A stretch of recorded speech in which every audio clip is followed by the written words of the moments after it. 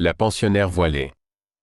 Si l'on veut bien songer que M. Sherlock Holmes a exercé son activité pendant 23 ans, et que pendant 17 de ces 23 ans j'ai pu collaborer avec lui et prendre des notes sur ses exploits, on conviendra que je dispose d'une masse considérable de documents.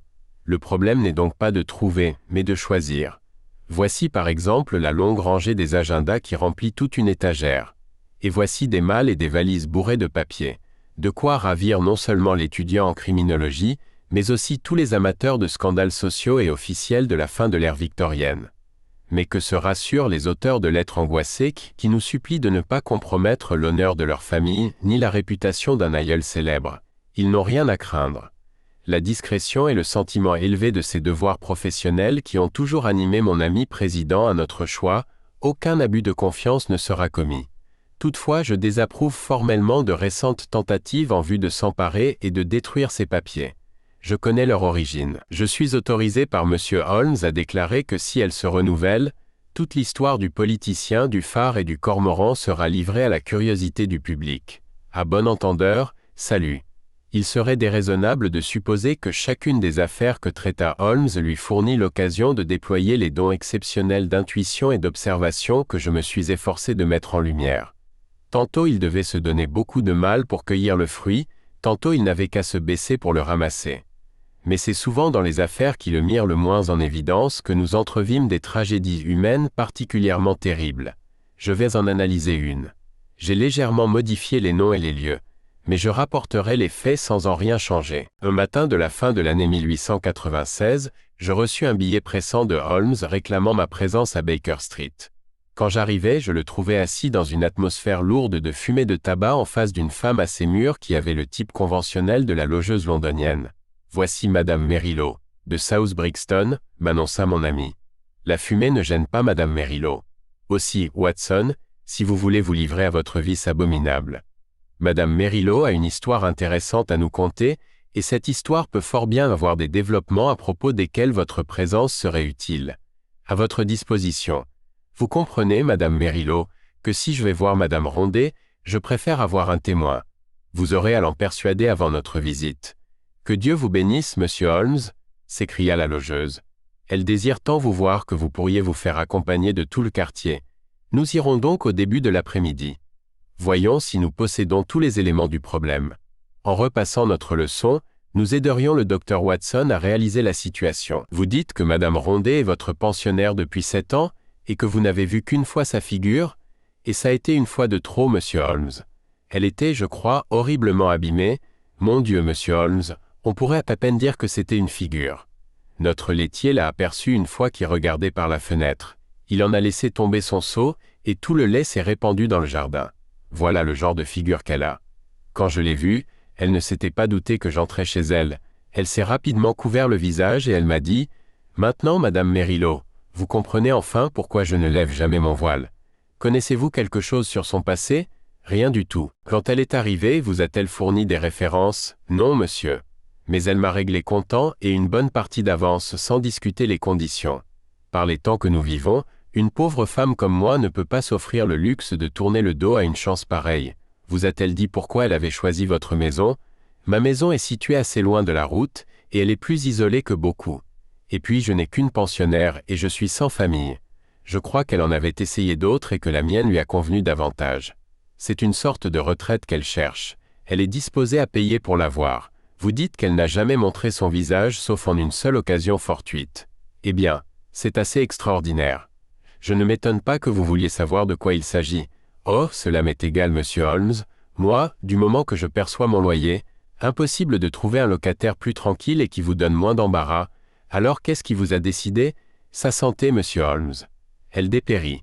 Et elle garde quelque chose de terrible dans la tête. C'est un meurtre, un assassinat, crie-t-elle. Et je l'ai entendue une fois, bête féroce, monstre qu'elle criait. C'était la nuit, sa voix se répercutait dans toute la maison, j'en avais des frissons.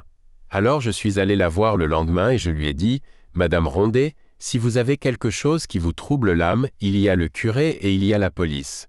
De l'un des deux, vous devriez tirer assistance. » Elle m'a répondu « Pour l'amour de Dieu, pas la police. » Et le curé ne pourrait rien changer au passé. Et puis elle a ajouté « Tout de même, je serais soulagé si quelqu'un connaissait la vérité avant que je meure. Alors j'ai dit, si vous ne voulez pas de la police officielle, il y a ce monsieur détective dont tout le monde parle. Je vous demande pardon, monsieur Holmes. Et elle a sauté sur l'idée. C'est l'homme qu'il me faut. Comment n'ai-je pas pensé à lui plus tôt? Faites-le venir, madame Merylo. Et s'il ne veut pas se déranger, dites-lui que je suis la femme de Rondet le dompteur. Dites-le lui et communiquez-lui le nom d'Abbas Parva. Elle m'a écrit le nom et elle a conclu, cela le fera venir s'il est bien tel que je me le représente. Et j'irai, fit Holmes.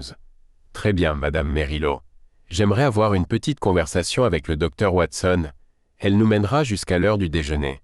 Vers 3 heures, nous serons chez vous à Brixton. À peine notre visiteuse avait-elle quitté la pièce que Sherlock Holmes bondit avec une énergie farouche sur la pile des recueils de faits notables qu'il entassait par terre dans un coin. Pendant quelques minutes, le bruit des pages qu'il feuilletait emplit le salon. Un grognement de satisfaction m'apprit qu'il avait mis la main sur ce qu'il cherchait. Il était si énervé qu'il ne prit pas la peine de se relever. Il s'assit sur le plancher comme un étrange Bouddha, jambes croisées, et entouré de gros livres dont l'un était ouvert sur ses genoux. L'affaire à l'époque me tourmenta, Watson. Voici mes notes marginales qui sont là pour en témoigner. J'avoue que je n'ai rien pu en tirer. Et pourtant j'étais convaincu que le coroner se trompait. Avez-vous gardé le souvenir de la tragédie d'Abbas Parva? Pas le moindre, Holmes. Et cependant, en ce temps-là, vous viviez avec moi. Mais mon impression personnelle a dû être très superficielle puisqu'on n'a rien pu établir et que d'ailleurs aucune des parties n'avait loué mes services. Peut-être voudriez-vous lire ces journaux? Si plutôt vous faisiez le point, ce sera facile. Les faits vont vous revenir. Rondet était un personnage connu, rival de Wombwell et de Sanger, l'un des plus grands directeurs de ménagerie de son temps. Mais il se mit à boire. Son cirque et lui étaient sur le déclin quand survint la grande tragédie. La troupe s'était arrêtée pour un soir à Abbas Parva, petit village du Berkshire. Elle se dirigeait vers Wimbledon, voyageait par la route, et elle avait campé simplement sans monter un spectacle, car il y avait si peu d'habitants à Abbas Parva qu'elle n'aurait pas couvert les frais d'une représentation. Parmi les bêtes, il y avait un très beau lion d'Afrique du Nord, Sahara King. Rondet et sa femme avaient l'habitude de s'exhiber dans sa cage. Voici une photographie prise au cours d'une représentation. Vous observerez que Rondet était un colosse très porcin tandis que sa femme était remarquablement belle. L'enquête établit que Sahara King avait manifesté certaines velléités inquiétantes, mais, selon la coutume, la familiarité avec les fauves entraîna une confiance excessive et ils ne tinrent pas compte de ces symptômes. Chaque nuit, Rondet ou sa femme allaient nourrir le lion. Parfois l'un des deux y allait seul. Parfois ils se dérangeaient tous les deux, mais jamais ils ne permirent à quelqu'un de les remplacer. Ils croyaient en effet que tant qu'ils seraient ses nourriciers, le lion les considérerait comme des bienfaiteurs et ne les molesterait jamais. Ce soir-là, il y a 7 ans, ils se rendirent tous deux dans la cage. Un accident épouvantable se produisit. Ces détails n'ont jamais été tout à fait éclaircis. Il semble que toute la caravane ait été réveillée vers minuit par les rugissements du fauve et les hurlements de la dompteuse. Les divers valets et employés se précipitèrent hors de leur tente avec des lanternes. Un spectacle affreux les attendait. Rondet gisait, le crâne fracassé avec de profondes traces de griffes en travers de son cuir chevelu, à quelques 10 mètres de la cage qui était ouverte. Près de la porte, Madame Rondet était allongée sur le dos. Le fauve était accroupi et grondait au-dessus d'elle. Il lui avait déchiré le visage avec une telle cruauté qu'il paraissait impossible qu'elle pût survivre à ses blessures. Plusieurs artistes du cirque, conduits par Leonardo l'Hercule et Grix le clown, écartèrent le lion avec des bâtons, le repoussèrent dans sa cage et l'y renfermèrent. On supposa que les Rondets avaient voulu pénétrer dans la cage, mais que lorsque la porte avait été ouverte, le fauve avait bondi sur eux. L'enquête ne révéla rien d'autre, sinon que la dompteuse ne cessait de hurler dans son délire. « Lâche, le lâche !» Tandis qu'on la transportait à sa roulotte. 6 mois s'écoulèrent avant qu'elle fût en état de témoigner, mais l'enquête avait déjà été close sur un verdict de mort par accident. Quelle autre hypothèse pouvait être retenue? M'exclamai-je. Certes, et pourtant quelques petits détails troublèrent le jeune Edmonds de la police du Berkshire. Un garçon bien celui-là. Depuis, il a été envoyé à Allahabad. Voilà comment je m'intéressais à l'affaire.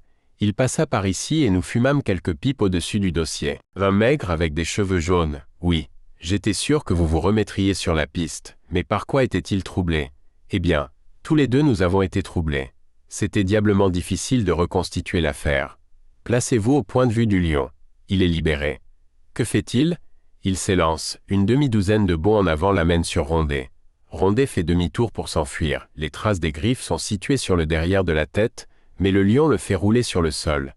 Et voilà qu'au lieu de continuer à foncer et à s'évader, Il revient sur la dompteuse qui était restée près de la cage, il la renverse et la défigure, puis encore, il y a les hurlements de Madame Rondet qui semble reprocher à son mari une certaine défaillance.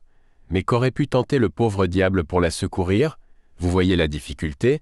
Très bien. Il y a aussi un autre détail qui me revient à l'esprit pendant que je revis toute cette histoire.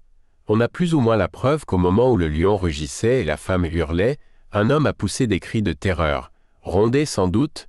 Ma foi, avec le crâne fracassé, il y avait peu de chance pour qu'on entendît sa voix. 2 témoins au moins ont certifié que des cris d'hommes se mêlaient aux cris de la dompteuse. Je suppose que tout le camp devait crier et hurler.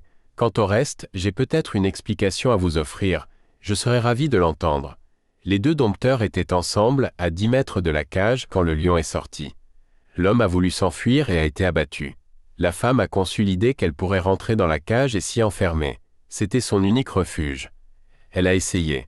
Au moment où elle arrivait à la porte, le fauve a bondi sur elle et l'a jetée par terre. Elle en voulait à son mari parce qu'il avait encouragé la fureur du fauve en tentant de fuir. S'il lui avait fait face, peut-être l'aurait-il impressionné. D'où ces cris de lâche. Très brillant, Watson, une seule paille dans votre cristal. Laquelle? S'ils se trouvaient tous 2 à 10 mètres de la cage, comment le lion serait-il sorti? Ils avaient peut-être un ennemi qui aurait entrouvert la porte. Et pourquoi le fauve les aurait-il attaqués sauvagement alors qu'il les connaissait bien, qu'il jouait avec eux dans sa cage? Le même ennemi l'avait peut-être rendu préalablement furieux. Holmes demeura pensif pendant quelques instants. Ma foi, Watson, votre thèse peut s'étayer sur certains faits. Rondet avait beaucoup d'ennemis. Edmonds m'a dit que lorsqu'il avait bu, il était terrible. Ce colosse chassait à coups de fouet tous ceux qui osaient lui résister. Je suppose que les cris que nous a rapportés Madame Merylo, ces cris de monstre, étaient des réminiscences nocturnes concernant son cher défunt.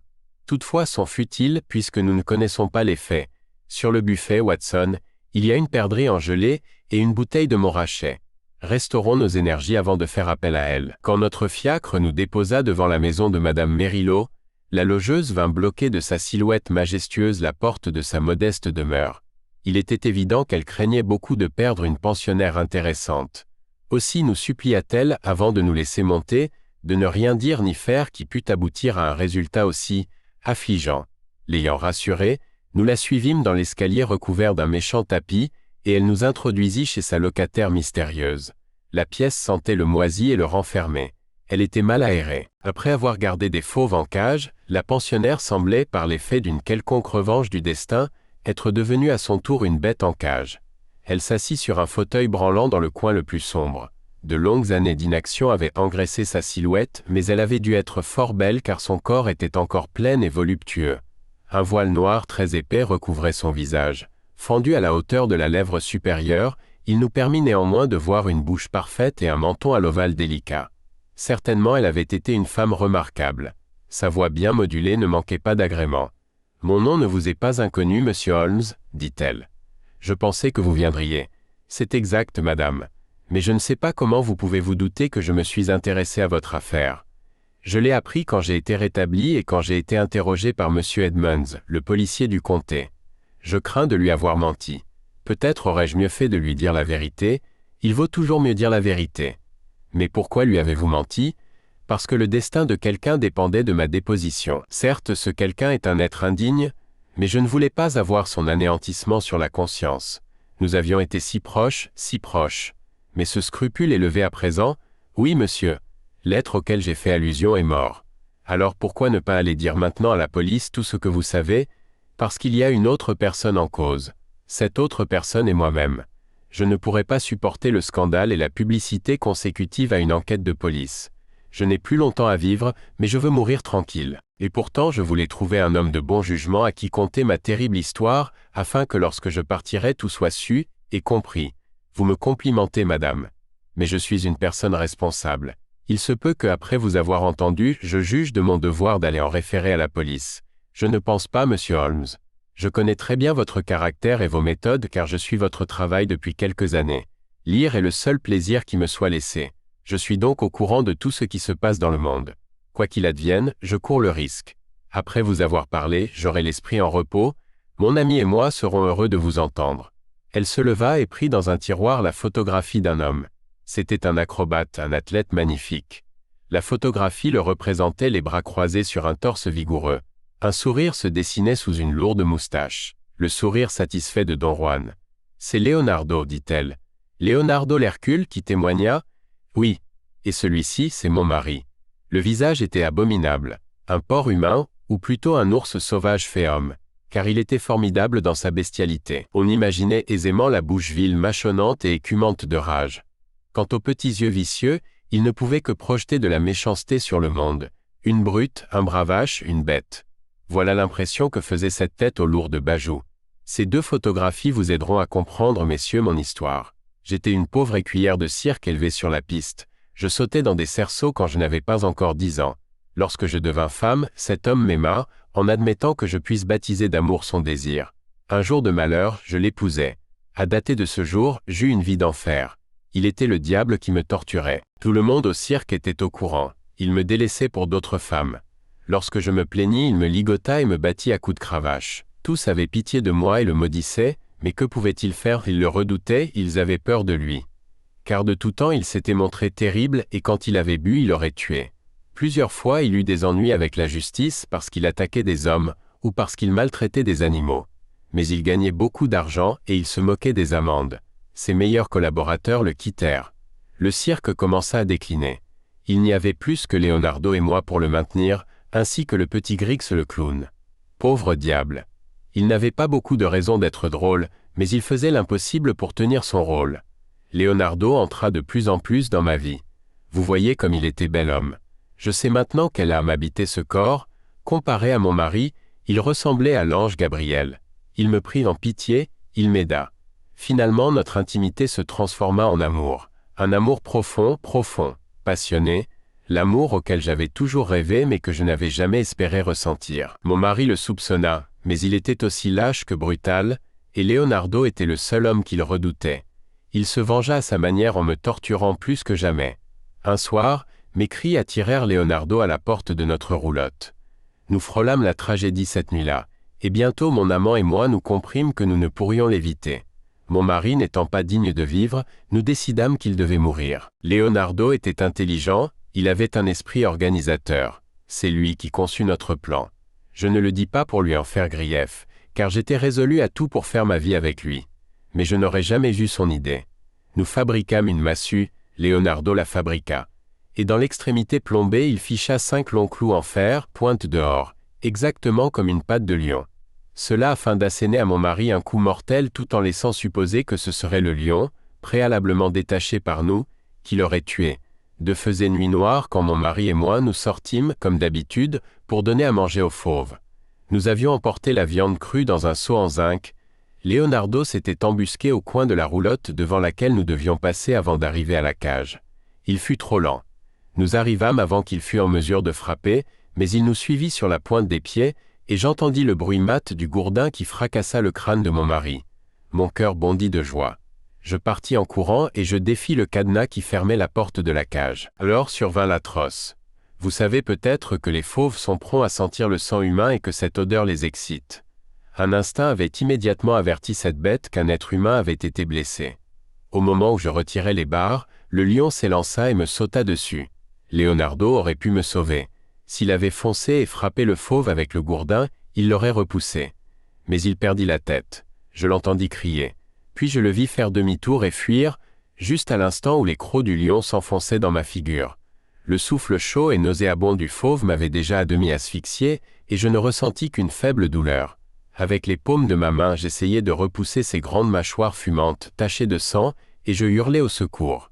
J'eus conscience que la caravane s'agitait, et puis je me souviens d'un groupe d'hommes, Leonardo, Grix et d'autres, qui me tiraient des griffes du fauve. Ce fut mon dernier souvenir, monsieur Holmes, pendant des mois abominables. Quand je fus rétabli, je me regardais dans une glace, et alors je maudis ce lion. Oh, comme je le maudis, non pas parce qu'il avait détruit ma beauté, mais parce qu'il ne m'avait pas détruite, moi. Je n'eus plus qu'un désir, monsieur Holmes, et j'avais assez d'argent pour le satisfaire.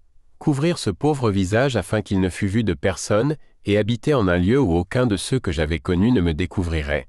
Il ne me restait plus autre chose à faire. Je l'ai fait. Une misérable bête blessée qui a rampé jusqu'à son trou pour mourir. Voilà la fin de Génia Rondé. Nous demeurâmes quelque temps silencieux. Puis Holmes allongea son grand bras et lui caressa la main avec une force de sympathie qui me surprit. « Pauvre femme, dit-il. Les voies du destin sont vraiment impénétrables. S'il n'existe pas de compensation dans l'au-delà, alors le monde n'est qu'un jeu cruel. Mais qu'est devenu ce Leonardo? Jamais plus je ne l'ai vu. Jamais plus je n'en ai entendu parler. Peut-être ai-je eu tort d'éprouver une telle rancœur contre lui. Mais l'amour d'une femme ne se brise pas facilement. Il m'avait abandonné sous les griffes du lion. Il avait fui alors que je criais au secours, pourtant je n'ai pas été capable de l'envoyer à l'échafaud. Pour moi, je ne me souciais pas de ce qui pouvait m'arriver. Quoi de plus terrible que ma vie actuelle? Je me suis quand même interposé entre Leonardo et son destin. Et il est mort, il s'est noyé le mois dernier en se baignant près de Margate. Je l'ai appris par le journal. Et que fit-il de son gourdin à 5 clous, qui est bien le détail le plus bizarre de tout votre récit? Je n'en sais rien, monsieur Holmes. Il y avait une carrière de craie à côté du campement avec une grande mare en bas, peut-être au plus profond de cette eau. Oh, c'est sans importance maintenant, l'affaire est close. Oui, répéta la femme, l'affaire est close. Nous nous étions levés pour partir, mais il y avait eu dans la voix de l'ex-dompteuse un accent qui retint l'attention de Holmes. Il se tourna vers elle. « Votre vie ne vous appartient pas, lui dit-il. N'y attendez pas. À qui peut-elle être utile? Comment pouvez-vous dire une chose pareille? L'exemple du malade qui souffre est la plus précieuse de toutes les leçons qui puissent être données à un monde impatient. » La réponse de Madame Rondet fut terrible. Elle leva son voile et s'avança vers la lumière du jour. « Je me demande si vous le supporteriez, dit-elle. C'était horrible. Il n'y a pas de mots pour dépeindre le cadre d'un visage quand le visage n'est plus. De très beaux yeux noirs vivants émergeaient tristement d'une ruine effroyable et ajoutaient à l'horreur de cette vision. Holmes leva les mains dans un geste de pitié et de protestation. Ensemble, nous quittâmes la pièce. 2 jours plus tard, quand je me rendis chez mon ami, il me désigna avec une certaine fierté une petite fiole bleue sur sa cheminée. Je la pris et l'examinai. Elle portait une étiquette « Poison ». Une agréable odeur d'amande me flatta les narines quand je la débouchai. « Acide prussique » ? Exactement, me répondit Holmes. Elle m'est arrivée par la poste. Je vous envoie ma tentation. Je suivrai votre conseil. Voilà quel message l'accompagnait. Je crois, Watson, que nous pouvons deviner le nom de la femme courageuse qui a fait le paquet.